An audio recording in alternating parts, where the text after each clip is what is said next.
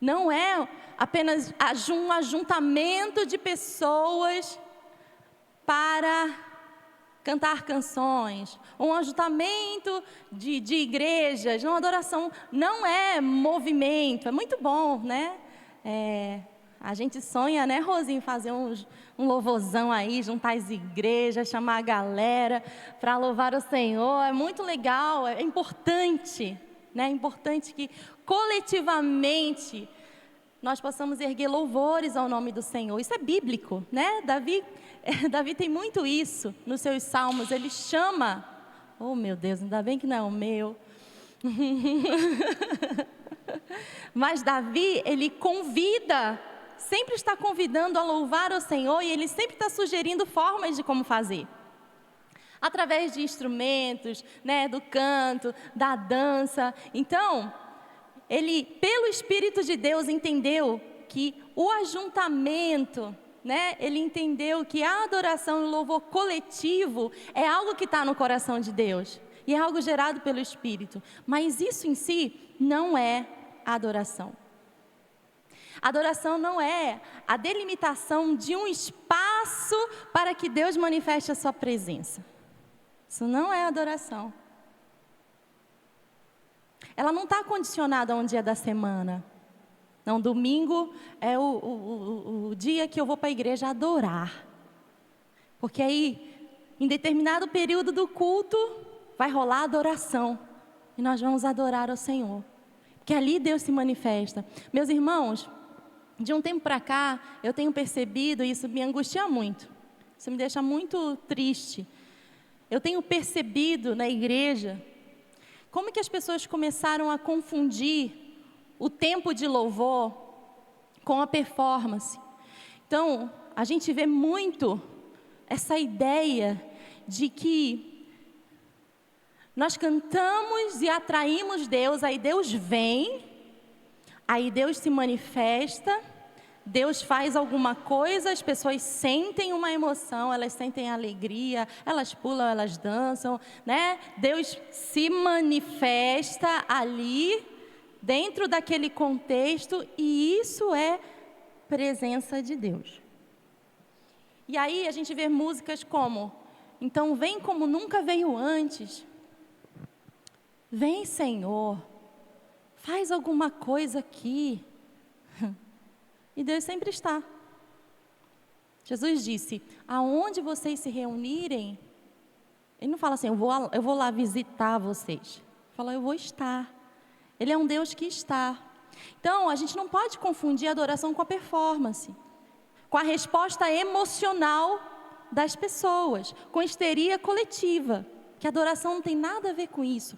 Eu não estou dizendo, meu irmão, que quando a gente adora sinceramente ao Senhor, a gente não chora, a gente não se quebranta, joga no chão, grita, né? São manifestações das nossas emoções. Isso significa que o Senhor também está tocando as nossas emoções. Mas isso não é adoração. Amém? Então, adoração não é um ritual religioso. Eu adoro porque eu sou evangélica. E lá na minha religião, eu aprendi que tem que adorar a Deus. E porque está escrito na Bíblia que eu tenho que adorar a Deus. Não, não é um rito. Não é parte de um ritual. Adoração não é barganha. Não é um jeitinho de você fazer Deus te dar coisas ou responder positivamente a um pedido seu. Nem meu. Eu adoro para Deus fazer. Vocês já ouviram isso? Adora que Ele faz. Que pode estar dando tudo errado, mas se você adorar, Deus não vai resistir. Aí Ele vai vir e vai te abençoar. Não é barganha. Porque o privilégio não é dele, é nosso. Deus é completo em si mesmo. Deus não precisa de adoração. Deus não estava vivendo a vida dele eterna. E de repente ele olhou e falou, putz, está tão sem graça. Eu não estou sendo adorado. Então eu vou criar aqui uns seres humaninhos para que eles me adorem. Porque, poxa vida, né? Preciso conversar com alguém, então eu vou criar, estou me sentindo sozinho, vou criar fazer uma criatura aí, dar uma vida, aí eu vou lá visitar porque eu preciso me relacionar. Não! Ele é completo em si mesmo, ele é glorificado em si mesmo, ele é adorado em si mesmo. O privilégio é todo nosso, ele é tão bom, tão bom, tão bom, que nos criou para que nós o conhecêssemos e correspondêssemos a ele. Para que em nós ele fosse glorificado, não porque ele necessite da nossa atenção. Deus é Deus, independente se eu digo, Deus, você é Deus. Deus é glorificado, independente se eu digo, glória a Deus. Deus é grande, independente, irmãos, ele é grande, independente. Agora, o privilégio de conhecer essa grandeza e ter sentido na vida é meu. Nós nascemos para adorar o Senhor. Se não for para te adorar, né? Acabamos de cantar. Para te adorar, Senhor. Mas precisamos entender o que é a adoração. E a adoração é um pouco de tudo isso que nós vimos aqui. É um amor profundo. É uma devoção com totalidade. É uma entrega sem limites. É quando eu amo com intensidade e me dou com intensidade. É uma veneração. Adoração, meus irmãos, é um estilo de vida comprometido com Deus e com o próximo. Eu posso cantar muito bem. Eu posso dançar muito bem. Eu posso interpretar muito bem. Eu posso levantar as minhas mãos e chorar muito, parecer muito quebrantada. Mas se a minha vida não é para Deus e para o outro, isso não é adoração. Se o que eu faço só envolve isso, só envolve música, só envolve aquilo que eu faço na igreja, mas não envolve o outro, não edifica o outro, isso também não é adoração. Então, esse estilo de vida é a expressão de um relacionamento com Cristo. Porque não existe adoração sem a revelação de quem Cristo é e da obra da cruz do Calvário. Não existe. Porque Jesus é Deus e sem Jesus a gente não consegue, não pode acessar o Pai. E não acessando o Pai, nós não podemos adorar ao Pai, senão pelo Filho. E tem uma definição de adoração que é a que eu mais gosto de todos. E diz que a adoração é o canto, a música mais íntima do meu coração, aonde Cristo é a única plateia.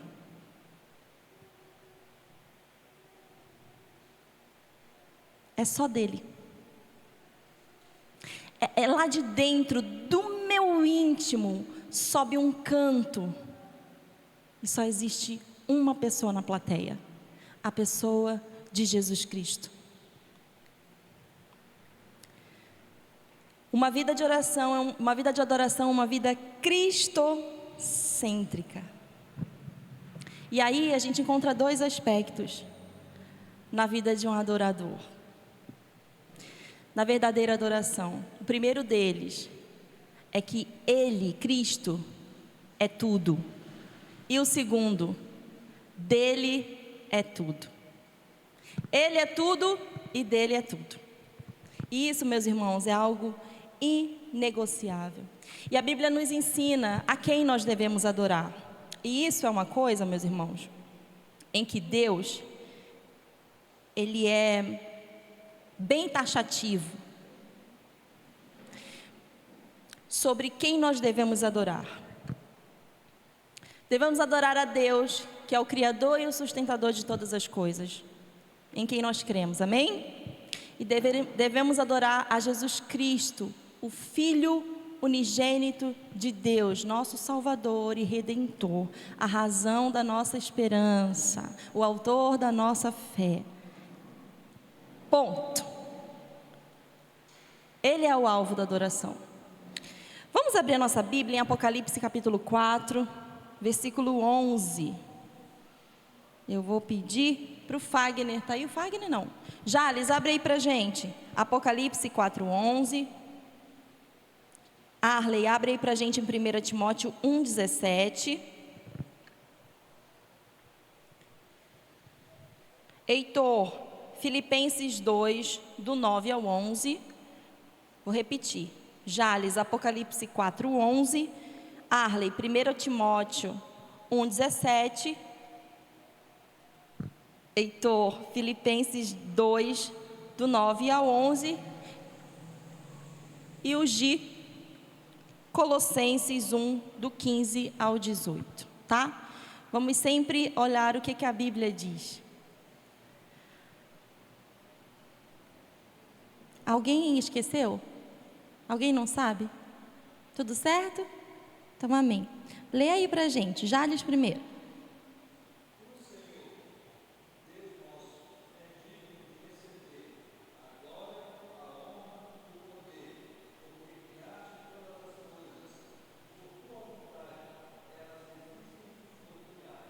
Aleluia. 1 Timóteo 1,17.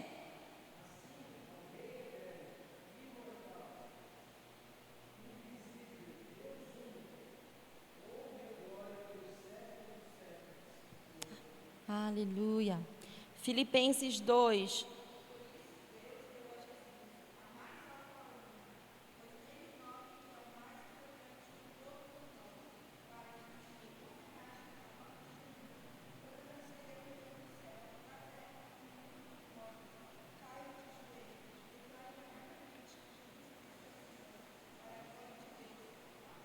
Aleluia, para a glória de Deus o Pai.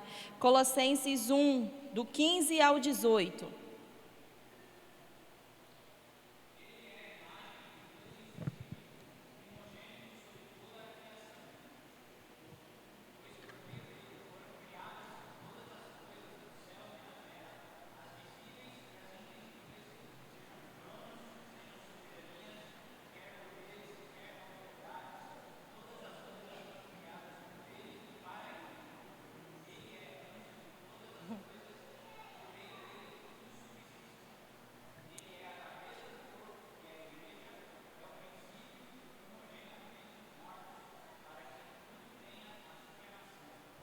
Para que em tudo tenha a supremacia, o primeiro lugar, a preeminência. Então adoramos a quem? Adoramos ao Deus Criador e adoramos seu Filho Jesus Cristo, nosso Salvador. Eles são único digno de ser adorado e louvado. Amém, meus irmãos? Então já sabemos o que é adoração, sabemos o que não é adoração, sabemos a quem adorar.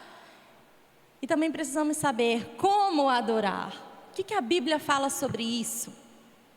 Primeiro de tudo, a gente sempre vai lembrar do texto da mulher samaritana, né? Porque quando Jesus fala sobre adorador, sobre ser um verdadeiro adorador, ele vai falar o quê? Primeiro de tudo, que o Pai está procurando. Deus procura verdadeiros adoradores. Tá, Kel, mas você falou que Deus não precisa de adoração, você falou que Deus é completo em si mesmo. Por que será então que Ele procura verdadeiros adoradores? Quando a gente entender o que implica realmente adoração, a gente vai entender por que Deus está procurando pessoas que sejam verdadeiros adoradores. Primeiro de tudo, como adorar a Deus? Com sinceridade. Em Mateus, no capítulo 15, 8 e 9, consegue colocar aí pra gente? Olha o que Jesus fala: este povo me honra com os lábios, mas o seu coração está longe de mim. Em vão me adoram, os seus ensinamentos não passam de mandamentos ensinados por homens. Então Jesus está se referindo aqui a uma vida religiosa, de pessoas que cantavam louvores, de pessoas que honravam com as palavras, que falavam o nome de Deus, mas o seu coração estava longe. Então era uma adoração falsa, era um louvor com falsidade, porque não havia entrega de coração. Não era genuíno, não era verdadeiro, não era no íntimo. E aí a gente vê Jesus encontrando aquela mulher lá no poço de Jacó. Em João capítulo 4. Aquela mulher pergunta para Jesus: Senhor, Como adorar? Aonde? Porque vocês, judeus, falam uma coisa. E nós, samaritanos, acreditamos em outra coisa. Quando aquela mulher reconhece que Jesus é o Messias, a primeira coisa que ela fala para ele é justamente sobre adoração. Beleza, encontrei o Messias, ele vai me ensinar como adorar. E aí, Jesus faz uma revelação maravilhosa. Quando Jesus fala para aquela mulher sobre adoração em espírito e em verdade, Ele está falando para ela que não se trata da forma externa ou do lugar. Não é em Jerusalém, é em espírito. Não é em Samaria, é em verdade. É no íntimo, é na sinceridade. É lá dentro, onde ninguém sabe, onde ninguém pode acessar, onde ninguém vê além do Senhor. É ali. É disso que Jesus está falando. É sem religiosidade. Essas regras que vocês querem seguir não vão levar vocês a uma verdadeira adoração. O seu esforço próprio. A religião. E Jesus nos ensina uma forma correta de adorar. Então, a primeira coisa que a gente precisa sempre lembrar, meus irmãos, que a adoração genuína, ela tem que ser feita em espírito e em verdade. Tem que ser sincero, não tem que ser apenas de lábios, de boca, né? Falar, mas aqui dentro não é nada daquilo. Cantar, mas aqui dentro não é nada daquilo. Fazer, se esforçar, servir, mas aqui dentro o meu coração não é dele. É sobre isso que Jesus está falando. Quando Deus nos chama para ser adoradores e nos ensina a adorar, Ele está nos chamando à totalidade. Como adorar? Como que é essa entrega? Com totalidade. Não se trata, meu irmão, de fazer o melhor. É que Ele não quer o melhor. Ele quer tudo. É tudo ou nada. A vida com Jesus é assim. O senhorio de Jesus é assim. Ou é tudo ou é nada. O que Jesus falou sobre adorar a Deus e o dinheiro? Vocês não podem servir a dois senhores. Ou você serve a um, ou você serve o outro. Porque se você tenta servir os dois, você vai agradar um e vai aborrecer o outro. Deus não divide sua glória com ninguém. Isso é uma questão inegociável. Ele não divide o trono dele com ninguém. Deus não vai dividir o seu amor, a sua adoração, meu irmão, a sua vida, a sua alma, com ninguém. Ele nem vai competir. Só existe um lugar, um trono. Uma vida, nós só temos uma vida aqui nessa terra. Ou é dele ou não é. Simples assim. E ele é muito taxativo e muito claro em relação a isso. Ou ele é o centro ou ele não é. Ou tudo é dele ou não é. Ou ele é tudo ou não é nada. A palavra nos diz que ele é Deus zeloso, ciumento. Vocês lembram do povo de Israel? Eles tinham dois problemas seríssimos. Um era a rebeldia. A Bíblia fala que eles eram um povo obstinado. E o outro, idolatria. Eles abandonavam o Senhor muito facilmente. Eles precisavam ver, sabe? Ter ali esculpido. Mas apesar de ver, meus irmãos, ainda assim eles não eram fiéis. Ainda assim eles não criam. Milagres e prodígios aconteciam na cara deles. E aí a gente aprende que milagres e sinais não produzem uma fé genuína. Mas uma fé genuína produz milagres e sinais. Eles estavam ali, pessoal, a palavra de Deus diz que Quando Moisés se aproximava para falar, para ter o encontro com o Senhor, e o Senhor vinha em uma coluna, todos os israelitas ficavam na porta da sua tenda, lá na frente da sua tendinha, esperando que Moisés entrasse na tenda do encontro. Aí a fumaça vinha e descia, a galera estava vendo o negócio acontecer. E aí, quando Moisés entrava, eles entoavam canções ao Senhor. Eles viram desde o Egito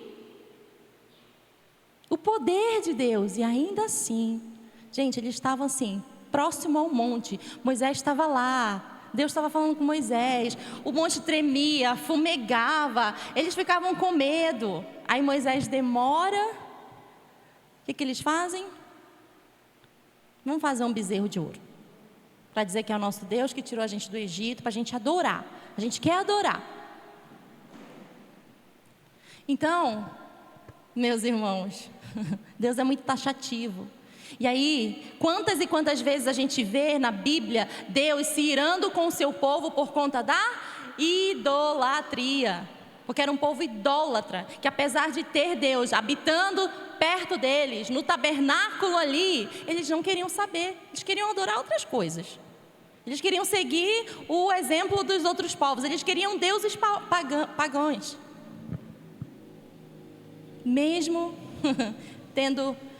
vivenciando Deus de perto, mesmo o Senhor operando grandes sinais, maravilhas, livrando eles, dando de comer, eles viam o milagre acontecer.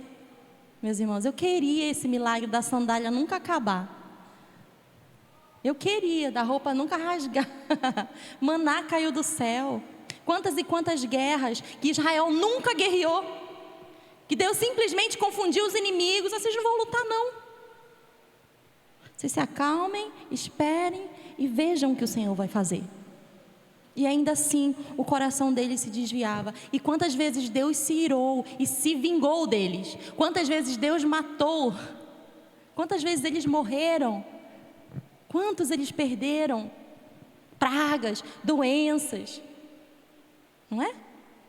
Por conta da idolatria. E o Senhor sempre chamando, até hoje, chamando o seu povo para si. Ou é tudo, ou é nada. Simples assim. Deuteronômio, no capítulo 6, 4 e 5. Coloca aí, Gi. Deuteronômio 6, 4 e 5. Olha aí, o Senhor falando com o seu povo. Ouça, Israel, o Senhor, o nosso Deus, é o único Senhor. Ame o Senhor, o seu Deus, com todo o seu coração, com toda a sua alma e com todas as suas forças. Pode passar.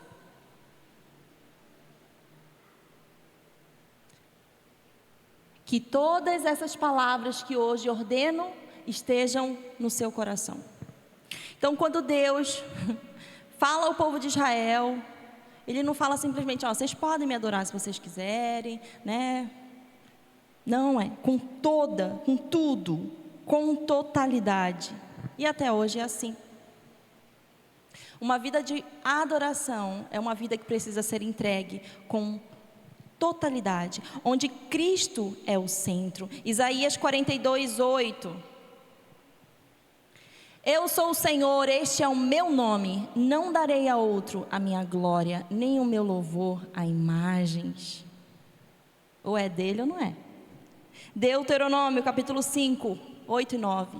Não faça para você nenhum ídolo no forno, na forma de qualquer coisa, no céu, na terra ou nas águas debaixo da terra. Não se prostre diante deles, nem lhes preste culto. Porque eu, o Senhor, o seu Deus, sou Deus zeloso, que castiga os filhos pelo pecado dos pais até a 3ª e 4ª geração daqueles que me odeiam. Uau! Ou é tudo ou é nada, meu irmão. Ou a nossa vida está entregue, totalmente entregue a Ele, ou então não estamos vivendo uma vida de adoração. Isso me faz lembrar que se é com tudo, então é tudo que eu sou então é tudo que eu tenho, então é tudo que eu posso. Então são todos os dias da minha vida, então são todos os meses, e todos os anos, e todos os dias da semana, e todas as horas da minha vida entregues a Jesus. Não é só no domingo. A adoração não flui apenas no domingo, aqui na igreja de manhã e à noite, ou no culto de quarta-feira. Quando eu tenho uma vida de adoração genuína, entrega, relacionamento com Jesus Cristo, Ele é meu Senhor, Ele é meu tudo, tudo que eu faço. Eu respiro por causa dEle, para Ele, por Ele. O que acontece aqui nas nossas reuniões, nos nossos encontros, é só um reflexo daquilo que eu já vivo todo dia. E aí, meu irmão, é que acontece uma coisa muito esquisita e feia. É que as pessoas vêm no culto e elas falam assim: nosso louvor foi esquisito hoje, né? Não senti nada. Não aconteceu nada. Eu não senti assim no meu coração. Não senti. Não chorei, não senti nada. Por quê? Porque condiciona a adoração a isso. Não viveu nada durante a semana, não buscou nada durante a semana, não orou nada durante a semana, não sabe de nada da Bíblia durante a semana, não teve busca, não teve interesse, não teve nada. Mas aí no domingo tem que ter, porque é o momento de adoração. Não é. Não é. Tem que ser contínuo, tem que ser real. Amém? É sobre render tudo, meu irmão. Marcos, capítulo 14. Nós vamos ver uma figura muito interessante, que todo mundo conhece. Uma menina pobre, de uma aldeia pobre, chamada Maria.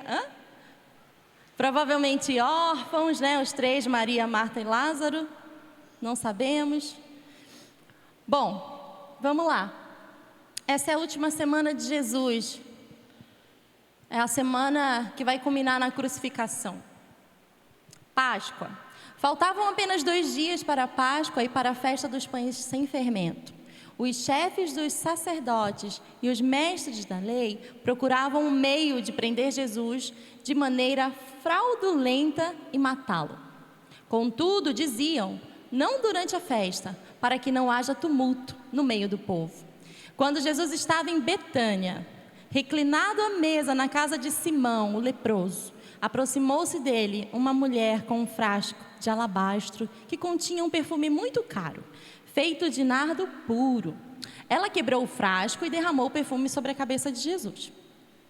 Alguns dos presentes, indignados, começaram a dizer uns aos outros: por que esse desperdício de perfume? Este poderia ser vendido por mais de 300 denários e o dinheiro ser dado aos pobres. E eles a repreendiam severamente. Deixem-na em paz, disse Jesus, porque vocês a estão perturbando. Ela praticou uma boa ação para comigo. Pois os pobres vocês sempre terão com vocês e poderão ajudá-los sempre que o desejarem, mas a mim nem sempre terão. Ela fez o que pôde. Derramou o perfume no meu corpo antecipadamente, preparando-o para o sepultamento. Em verdade lhes digo que onde quer que o evangelho for anunciado em todo o mundo, também o que ela fez será contado em sua memória ou em sua homenagem. Então Jesus está aqui na última semana. Os chefes da lei, os líderes religiosos já estão tramando como matar Jesus. E aí Simão resolve fazer um jantar para Jesus. A gente tem que lembrar aqui que Jesus já tinha ressuscitado Lázaro. Provavelmente Lázaro estava nesse jantar também. Quem sabe Marta, não sei. Mas Maria decidiu naquele dia homenagear Jesus. Ela já havia derramado o seu coração em lágrimas pela morte do seu irmão Lázaro, quando Jesus apareceu e disse para ela que se ela cresce, para Marta, que se ela cresce, ela veria a glória de Deus e que Ele era a ressurreição e a vida. Mas naquele dia ela queria derramar algo diferente. em homenagem. Meus irmãos, Jesus havia ressuscitado Lázaro. Jesus havia ressuscitado o irmão dela. Provavelmente Maria, provavelmente não, ela não era casada. E ela estava maravilhada com aquilo que Jesus tinha feito. E ela decide homenagear e derramar algo diferente sobre Jesus. E aí, Jesus sentado, reclinado sobre a mesa, ela decide publicamente homenagear o seu amigo Jesus. Eles eram amigos. E a palavra nos fala que ela pega esse vaso de alabastro. Alabastro era uma pedra ornamental. E aí se usava essa pedra, se esculpia o frasco para se colocar o perfume. E aquele perfume, eu acho muito interessante que a Bíblia fala que ele era caríssimo. Perfume preciosíssimo. E a essência desse perfume era o nardo. Primeiro de tudo, que nardo não era ele era extraído, é um perfume que era extraído de uma planta. Tinha todo um processo de secagem dessa planta para poder fazer. Só que não é uma planta característica de Israel. Então não tinha ali. Não era da região. Era exportado. Os estudiosos que falam que era exportado do Himalaia. Então, não era uma coisa que se tinha acesso. Era um negócio caro, difícil, precioso. Exportado. Eu não sei se os irmãos sabem. Se alguém aqui já teve essa pretensão de comprar óleo essencial. O óleo essencial, ele não é misturado.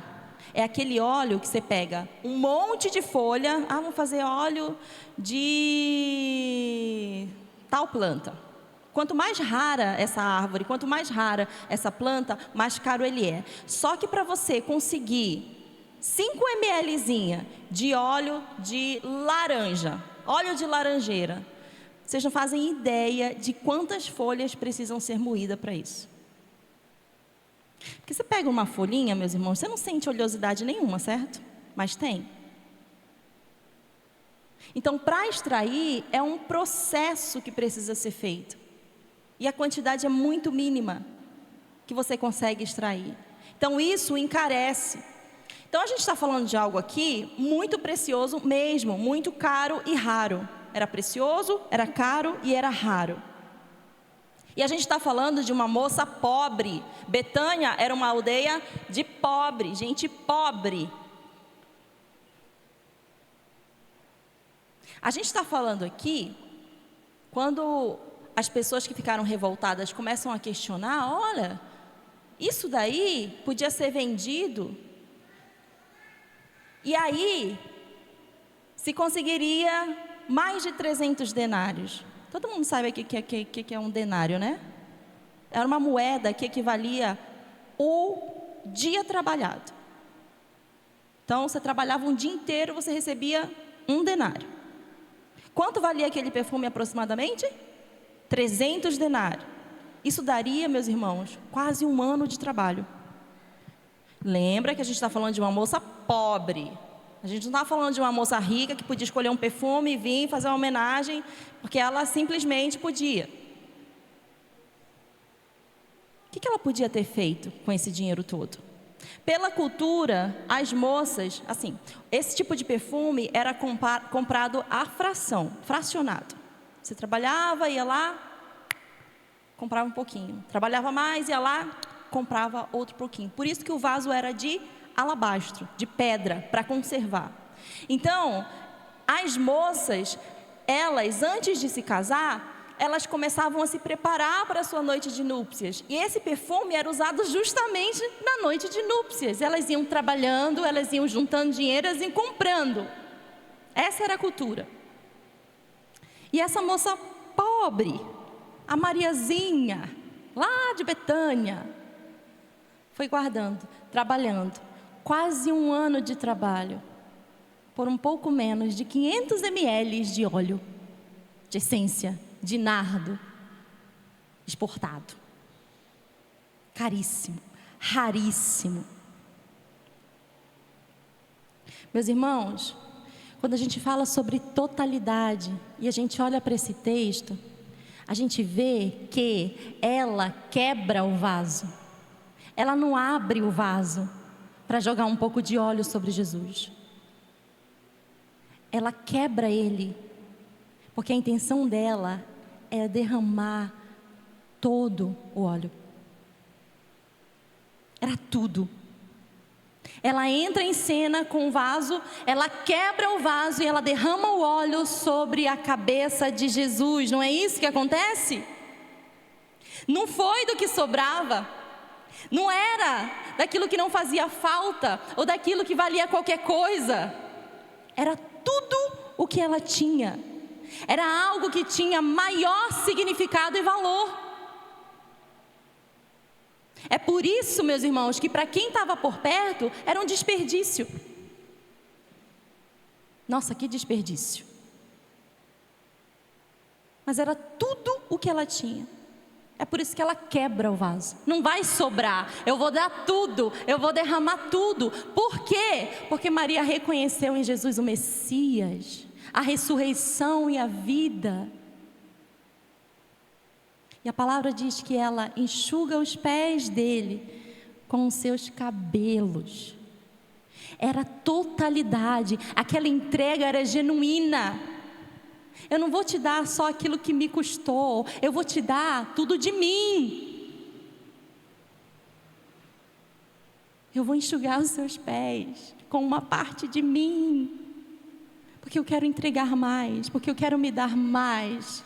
Porque eu sei quem você é. E eu sei que você é digno. Como a gente canta aqui, tu és digno de tudo. É muito fácil cantar, né, meus irmãos? Oh, Deus, nos ajude a entregar tudo, quebrar tudo. Essa era a ideia dela. Totalidade em entregar. Quando Jesus fala sobre a viúva pobre, no momento da oferta, o que Jesus fala sobre ela? Que ela tinha dado a melhor oferta. Por quê? Porque ela deu tudo o que ela tinha para viver. É isso que a palavra diz. Não é o que ela tinha aquele dia, é o que ela tinha para viver. Jesus foi muito claro. Ela entregou tudo o que tinha para viver, sem reservas. Ele não vai dividir o seu amor e a sua vida com ninguém. O trono do nosso coração com ninguém, ou é dele ou não é. E o que dizer de Abraão subindo aquele monte para sacrificar o filho da promessa? Eu acho tão interessante, meus irmãos, porque quando Abraão vai chegando perto, ele vira para os servos e fala assim: fiquem aqui, eu e o menino vamos subir para adorar, depois a gente volta. O que leva um pai a obedecer a um Deus que nunca viu, uma voz que ouviu, e depois de ter realizado o seu grande sonho de ter um filho, o que leva um pai a subir o monte, levando o seu filho como sacrifício? Ele fala assim: fiquem aí, nós vamos adorar. Isso se trata do quanto que Deus tinha do coração de Abraão, e o quanto que o coração de Abraão estava em Deus e pertencia a Deus. Isso me faz me questionar: o quanto que o meu coração te pertence, Senhor? Até onde você manda? Até onde você ocupa realmente o primeiro lugar? Você é realmente Senhor das minhas vontades? Ou só das minhas canções? Até onde, Senhor? Me faz ver. Eu entreguei realmente meu coração a você, a minha vida, o meu sangue, os meus ossos, os meus dias, os meus anos. tudo que eu tenho, tudo que eu sou. Até onde, Senhor? Qual é o espaço para os teus sonhos no meu coração? Para a sua vontade, para o seu querer, para esse relacionamento. A Bíblia nos ensina sobre isso. Ou ele é tudo, ou não é nada. E o que dizer de Paulo, quando ele fala sobre a beleza de ter encontrado o Senhor, sobre o que Cristo significa para ele.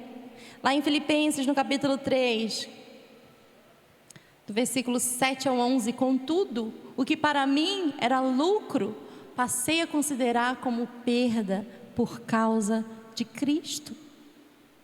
Mais do que isso, considero tudo como perda comparado com a suprema grandeza do conhecimento de Cristo Jesus, o meu Salvador, por quem perdi todas as coisas. Eu as considero como esterco para poder ganhar o que, meus irmãos? Cristo! Para poder ganhar Cristo e ser encontrado nele. Encontrado em Cristo, está em Cristo, não tendo a minha própria justiça que procede da lei, mas a que vem por meio da fé em Cristo, a justiça que procede de Deus e se baseia na fé em Cristo. Amém? Tudo se tornou nada desde que contemplei a Cristo, a grandeza de Cristo.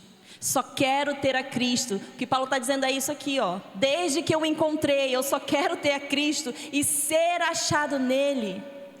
Eu só quero conhecê-lo e eu quero conhecer mais desse poder. Quero que ele seja tudo. Ele é tudo. Devemos adorar ao Senhor com intimidade. Desde o princípio, Deus nos criou, como nós sabemos, para nos relacionar com Ele. A ideia de Deus, meus irmãos, é que nós sejamos sua família. Fomos adotados como filhos. Para termos convivência, intimidade. Que raio de família é essa que não tem intimidade, que não convive junto? Não é família. Para morarmos com Ele. Não é? Para estarmos perto dEle. Desde o princípio, lá no Éden, essa era a ideia. Deus vinha, conversava, tinha relacionamento com Adão. Aí a nossa conexão foi interrompida, o pecado entrou, Eva não teve o que fazer, Adão também, cortou a conexão. Passou o véu. Aí Jesus vem, rasga o véu, rasga o seu próprio corpo, abre o caminho para que nós pudéssemos retornar a ter comunhão com o Pai através de Jesus Cristo e guiados pelo seu próprio Espírito. Ponto. E aí eu me lembro do versículo que a gente leu no começo aqui, que fala que Deus está à procura de verdadeiros adoradores. Não à procura de músicos, não à procura de cantores, de dançarinos, de pessoas cheias de talentos que façam lindas performances. Isso é muito legal, é muito bom. Mas Deus está procurando verdadeiros adoradores, entendendo que ser um adorador é ter um estilo de vida, de cultivo, de um relacionamento com Ele, de entrega em totalidade, onde Ele é Senhor, onde Ele é tudo na nossa vida, meus irmãos. A gente começa a entender que Deus realmente está buscando pessoas assim. Onde Ele seja o centro, onde elas estejam tão deslumbradas por esse poder e por essa grandeza, que nada mais importa. Quando isso acontece, nós direcionamos a nossa vida inteira para Cristo. Tudo, meus irmãos, exatamente tudo, desde a hora que acordamos até a hora que dormimos. Jesus, Jesus, Jesus, Jesus, Jesus. Ele é o alvo, Ele é o centro, Ele é o motivo, Ele é a razão. por Ele, para sempre. É Ele. É Ele. Maria, essa Maria que derrama tudo aos pés do Senhor, é essa mesma Maria que parava para ouvir o Senhor. E não existe uma vida de intimidade com o Senhor sem a busca. A palavra fala que ela parava para ouvir. E ela, meus irmãos, assim como você e eu, também tinha muita coisa para fazer. Tanto é que Marta vai lá e fala com Jesus o quê? Senhor, tudo eu. Só eu que estou trabalhando, só eu que estou servindo, só eu que estou fazendo. Tem um monte de coisa para fazer e ela está aí, ó. Primeiro que ela é mulher, ela nem devia estar aí parada ouvindo. Devia estar ajudando. Esse é o papel dela. Aí Jesus fala o quê? Marta, Marta, você está muito preocupadinha com tanta coisa. E só uma importa. Ela escolheu a boa parte. Sentar. Parar todas as coisas para sentar e saber o que Ele está falando e ouvir o que Ele está dizendo, porque quando nós ouvimos o que Ele fala, nós vamos conhecendo quem Ele é. Como diz a canção, eu não quero estar aqui, Senhor, por obrigação, porque é a minha religião, para fazer um sermão, para fazer uma canção, para pedir alguma coisa das Tuas mãos. Eu só quero parar todas as coisas, porque eu Te amo. Eu só quero buscar esse lugar de intimidade, porque eu quero Te conhecer. Eu quero parar todas as coisas,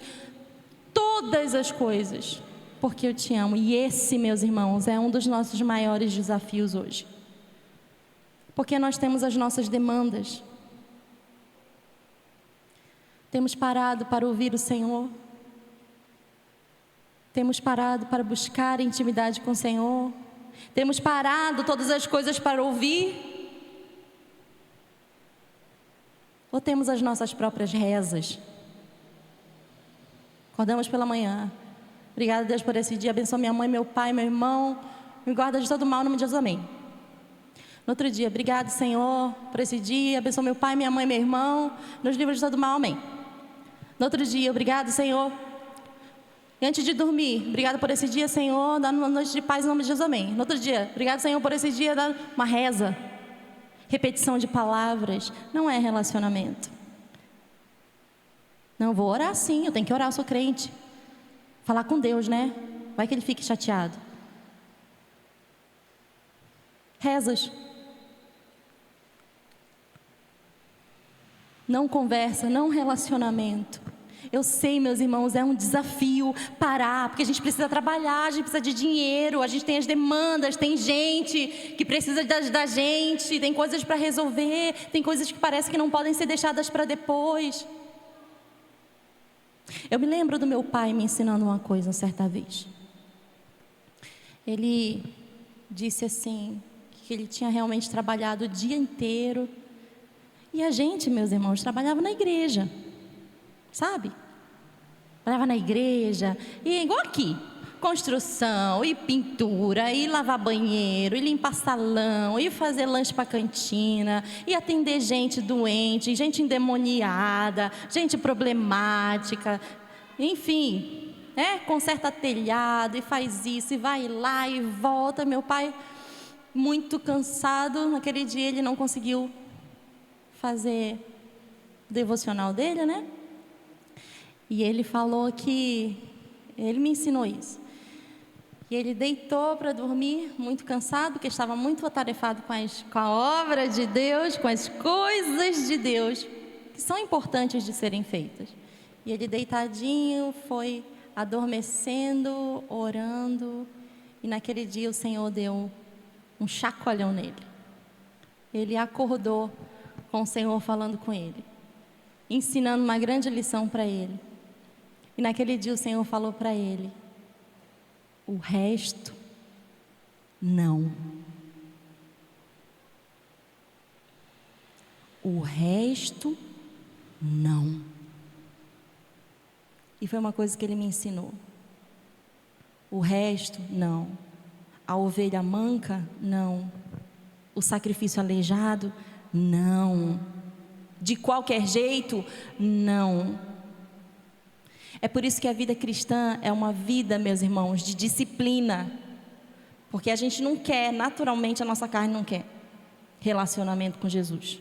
Não quer que Ele seja tudo. A gente quer que a gente seja tudo, a nossa vontade seja o centro, realizar os nossos sonhos, não é? A gente quer fazer isso. E o Senhor nos chama a uma vida de renúncia. E para ser um verdadeiro adorador, a gente precisa dessa busca, dessa intimidade. A vida de adoração é um convite contínuo à intimidade com o Senhor, a conhecer o Senhor. Ele diz, eu não quero sacrifícios, eu não quero holocaustos, eu quero misericórdia e conhecimento de Deus. Eu quero que vocês me conheçam. Quero que vocês me conheçam. E ele diz, lá em Apocalipse 3, capítulo 3, versículo 20. Eis que estou à porta e bato. Se alguém ouvir a minha voz e abrir a porta, entrarei e abrir a porta, entrarei e cearei com ele e ele comigo. Meu irmão, se você é crente de verdade, você tem o Espírito Santo de Deus. E se você tem o Espírito Santo de Deus, é impossível que ele não brade no seu coração por mais de Deus. É impossível que durante o seu dia ele não venha te lembrar que o Senhor quer ter um relacionamento com você, que o Senhor quer intimidade com você, que você precisa estar na presença do Senhor. Não é uma questão de consciência, de você lembrar, eu tenho que ler a Bíblia hoje. Mas é uma fome dentro de você, é um comichão, sabe? É uma atração gerada pelo Espírito Santo de Deus. Porque quem nasceu do Espírito é filho de Deus, amém? Se você tem o Espírito Santo de Deus, é impossível você não ter uma vida de adoração. É impossível que Ele não brade dentro do teu coração durante o dia. Venha me encontrar, venha me descobrir, venha me conhecer, venha saber mais de mim. A palavra diz que a intimidade do Senhor é para aqueles que o buscam. Se esforcem para conhecer e prosseguir em conhecer o Senhor. Tão certo como nasce o sol, Ele aparecerá. Ele quer se relacionar. Eis que estou à porta e bato. Bate para quê? Para entrar e para jantar, para ter intimidade, para ter relacionamento, para se revelar. Quanto mais você é íntimo de alguém, mais parecido com essa pessoa você se torna. Quanto mais você anda perto de Jesus, mais parecido com Jesus você vai ficar. E eu quero encerrar aqui falando sobre busca e sobre o apelo do Espírito Santo no nosso coração todos os dias para que o busquemos, para que o conheçamos. Falando sobre a sunamita. O livro de Cantares traz a figura do noivo e da noiva. Eu e você, meu irmão, noiva de Jesus. Estamos nos preparando para o nosso casamento. Amém? Vamos casar com Ele um dia. Vamos para as bodas do Cordeiro, onde nós, igreja, somos noiva. E aí, o livro de Cantares traz a figura do noivo e da noiva.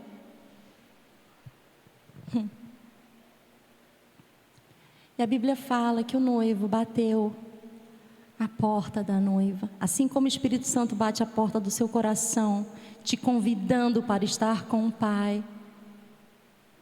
O noivo bateu na porta, porém, a noiva já estava deitada, não era a hora para aquilo. É noite, está escuro, é hora de dormir, de descansar. Eu já limpei os meus pés, eu já estou deitada, eu vou ter que levantar, trocar de roupa, vou sujar os meus pés de novo. E ela disse, não é hora para isso. E ele continuou a bater à sua porta. E aí, quando ele já estava indo embora, ela decide levantar e estar com ele. Mas quando ela chega à porta, ele não está mais. Ele já tinha ido embora. E a única coisa que ficou foi o perfume dele, um pouco do perfume dele na maçaneta. E ela, quando não vê, sai desesperada pelas ruas, à noite, na escuridão, à procura do noivo. Esse noivo era o rei. A noiva sai no escuro.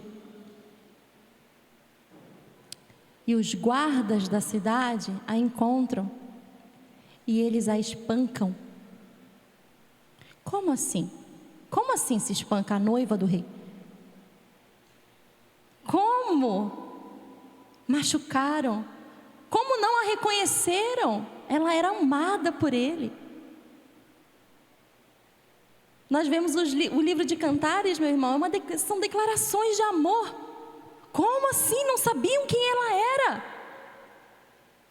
Estava escuro e eles não a reconheceram, porque ela não esteve com ele e o perfume dele não estava nela.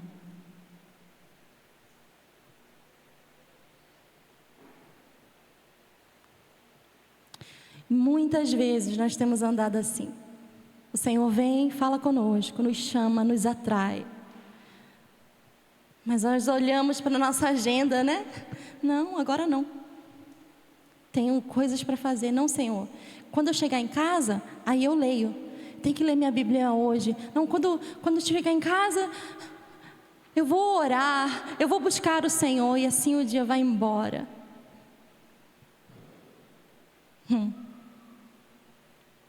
Por isso, meu irmão, quando Ele bater na porta do teu coração, salte da sua cama, troque as suas vestes, abra a porta, deixa Ele entrar. Ceie com Ele, jante com Ele, tenha intimidade com Ele. E aí você vai ver uma fome doida nascer no seu coração. Tudo que você vai enxergar na sua frente é Jesus, tudo que você vai querer é Jesus. Tudo que você vai querer fazer vai ser para agradar ao Senhor. E aí não vai ser mais uma religiosidade. Não vai ser maçante. Não vai ser raso. Sua fé não vai ser rasa, porque você vai estar conhecendo o Senhor, se aprofundando como uma árvore, criando raízes nele.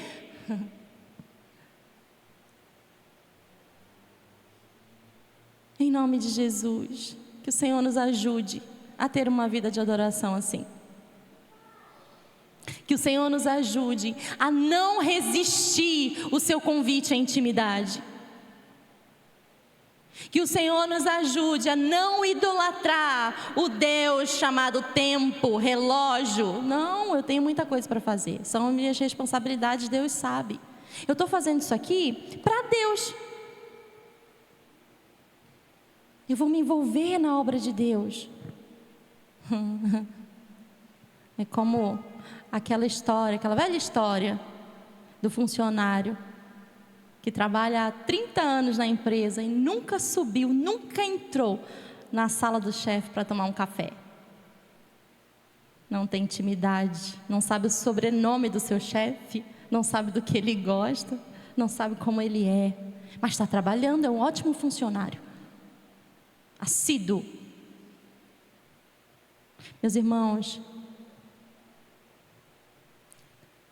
que a música do nosso coração realmente seja como um aroma agradável ao Senhor, como um nardo puro, derramado com totalidade. Que Jesus seja o centro da minha e da sua vida, que Ele tome todo lugar na minha e na sua vida. Aí sim, nós estaremos experimentando o que é ser verdadeiros adoradores. Esses que Deus está procurando.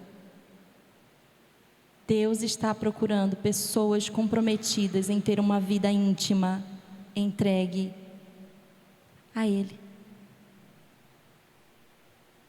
É isso. É isso. E isso não é para quem é do Ministério de Louvor, isso não é para quem trabalha aqui na igreja, isso não é só para os pastores, isso é para todo cristão nascido de novo, todo aquele que recebeu o Espírito Santo de Deus. Se você diz que tem o Espírito Santo de Deus e você não é chamado à comunhão, à intimidade com o Senhor, a uma vida entregue, devota, totalmente rendida aos pés de Jesus, meu irmão, você tem que dar uma olhada aí na sua vida, porque isso, não sei não, é esquisito. Então que Deus nos ajude, meus irmãos, a viver isso. Isso, Davi, Nicolas, Daniel, Lívia, é para vocês também. Adorar ao Senhor não é coisa de adulto. Conhecer Jesus não é coisa só de adulto. Eu lembro quando eu conheci Jesus, eu tinha 9 anos, assim, mais ou menos da idade de vocês. Eu me lembro que eu ia para o meu quarto escondida. Eu não falava para ninguém o que eu fazia, era uma coisa bem secreta. Eu tinha uma Bíblia azul, que era do meu pai, nem era minha. Eu catava a Bíblia do meu pai azul. Eu entrava dentro do quartinho e falava assim: Deus, eu sei que você existe e eu quero conhecer você. Então me ensina aqui a Bíblia. Sabe por quê? Porque eu li a Bíblia e não entendia o que estava escrito. Eram palavras muito difíceis para mim, não fazia muito sentido.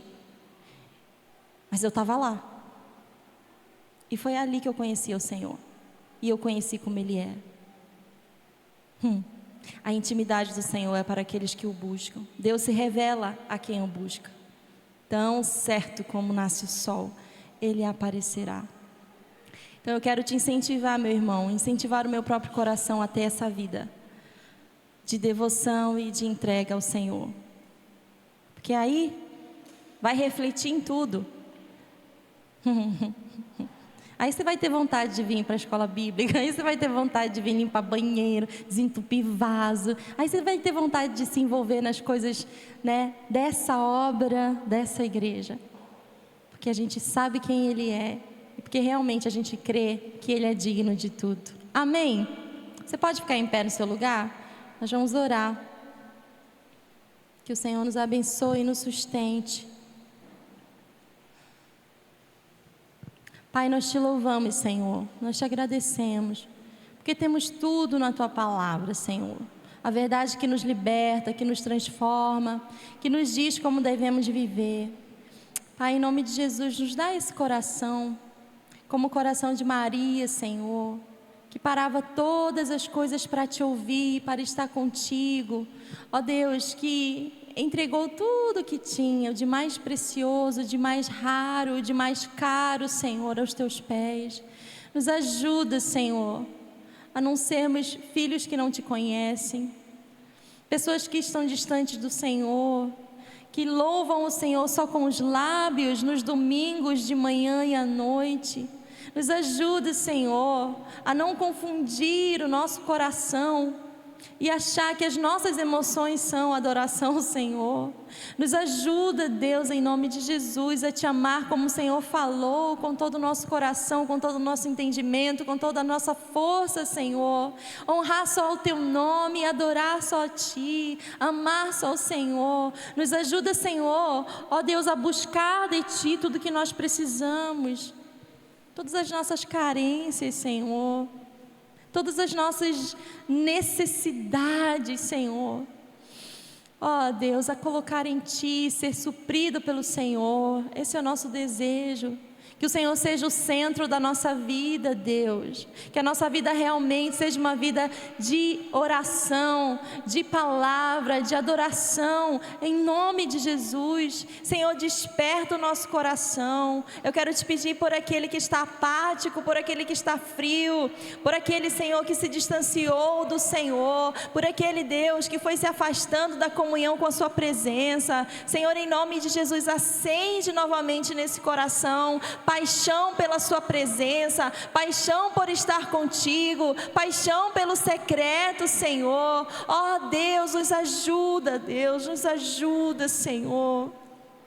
Nos perdoa, Senhor, em nome de Jesus, por todas as vezes que nós não dissemos sim para o Senhor, que preferimos outras coisas, ó Deus, outras prioridades, Senhor, e deixamos o nosso coração se afastar de Ti, se esfriar. Deus, nos ajuda em nome de Jesus. Como igreja nós clamamos ao Senhor, nos ajuda, Senhor, desperta o nosso coração, ó Deus, nos dá estratégia, Pai, para buscar o Senhor, quando estivermos no trabalho, quando estivermos cercados de muitas responsabilidades, de muitas demandas. Senhor, nos dá criatividade, nos dá uma saída, para que possamos experimentar do Senhor e Te conhecer. Nos dá, Senhor, um coração disciplinado, nos ajuda a organizar a nossa vida, nos ajuda a organizar as nossas tarefas, o nosso dia, o nosso tempo, para que o Senhor tenha primazia, para que haja lugar para o Senhor. Ó Deus, um tempo de qualidade, não de religiosidade, Senhor. Deus, nos ajuda a não buscar o Senhor por culpa. Ó Deus, apenas porque a nossa consciência nos alerta, mas a parar todas as coisas por amor, Senhor, a buscar intimidade por amor, Senhor. Ó Deus, em nome de Jesus, nos desperta outra vez. Nos desperta outra vez, Senhor, a comunhão com a Sua presença. E nós queremos dizer ao Senhor nessa manhã, nos encontra como verdadeiros adoradores, Senhor, que Te adorem com verdade e não com falsidade. Em nome de Jesus, Senhor. Essa é a nossa oração, e nós Te louvamos, porque o Senhor é Deus bom, que nos perdoa, que nos adverte e que nos traz como um pastor de volta ao caminho. Muito obrigado, nós Te louvamos e Te agradecemos em nome de Jesus. Amém.